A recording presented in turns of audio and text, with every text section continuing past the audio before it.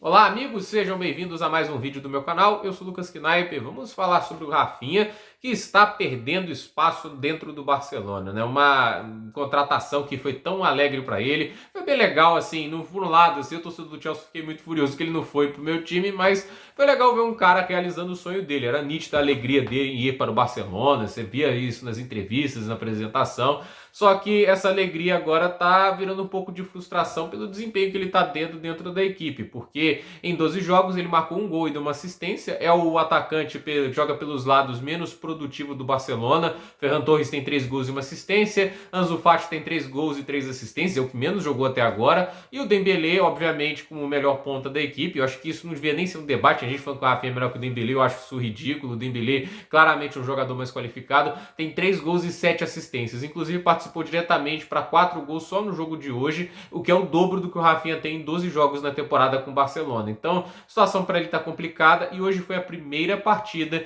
em que ele não entrou um minuto sequer dentro de campo. E é grave no sentido de que o jogo estava ganho desde o primeiro tempo, 3-0, depois faz um 4-0. Ele podia ter jogado 20 minutos, 30 minutos, com a diferença que isso ia fazer para o Dembélé, já ali conseguindo ter marcado um gol e dando 3 assistências. O Xavi não quis tirar o Dembélé, não quis dar tempo de campo para o Rafinha, tentar pegar um pouco de ritmo, aproveitar um oponente que estava bem abatido. Entende? Foi ruim para o Rafinha a situação, né? E no final das contas, qual é a tendência a ser utilizada pelo Barcelona? Usar mais o Rafinha ou usar menos ele? Porque é um sinal negativo, né? Eu acho que o Xavi, ele tinha uma ideia de usá-lo como ponta direita, improvisar o Dembélé na esquerda, fazer o ataque funcionar dessa maneira, porque no papel e no FIFA é muito bonito você ter o Dembélé, o Rafinha e o Lewandowski ali no meio. É uma dupla que gera muito jogo, né? No começo parecia que a da liga daquele jeito, só que assim, o Dembélé jogando pelo lado esquerdo, ele não tem metade da produção do que jogando pelo lado direito. Nitidamente ele gosta mais de jogar pelo lado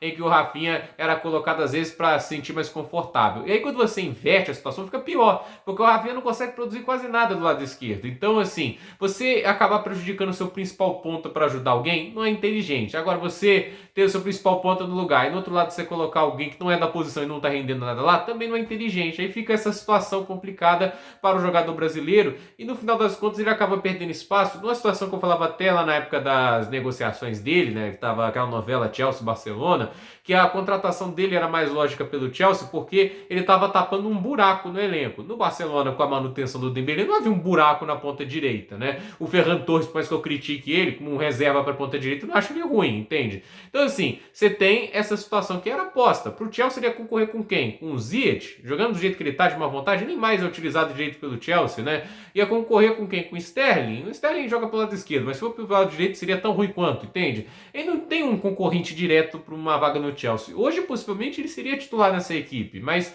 no Barcelona ele tem a concorrência de um jogador que quando tá num bom dia e saudável é o world class. Ele tá concorrendo com o Ousmane Dembélé, que para mim devia ser titular até da seleção francesa. Para mim o trio de ataque da seleção francesa tinha que ser o Dembélé de um lado, Mbappé do outro e o Benzema à frente. Aí você coloca um cucu de meio atacante, né? Quem dera você ter um time desse assim no FIFA ali, é um quadrado mágico incrível, né? Agora, o que acontece pro Rafinha é uma questão também de que o Xavi ele usa um jogo que não está encaixando tanto com o jogo dele, o estilo dele, entende? O jogo mais posicional. Isso tem sido um problema também pro Rafinha se adaptar a esse tipo de ideia. Talvez com o tempo ele consiga melhorar, mas no final das contas, o que pesa mais contra ele, talvez, é o investimento que o Barcelona fez. 70 milhões de euros, né? Parceladinhos, igual a gente comprando eletrodoméstico aqui no Brasil, entende? A gente sempre parcela, a gente não vai pagar à vista uma máquina de lavar, uma air fryer, entende? O Barcelona fez parceladinho, a moda lá brasileira, e assim, 70 milhões de euros é um baita do investimento, né, que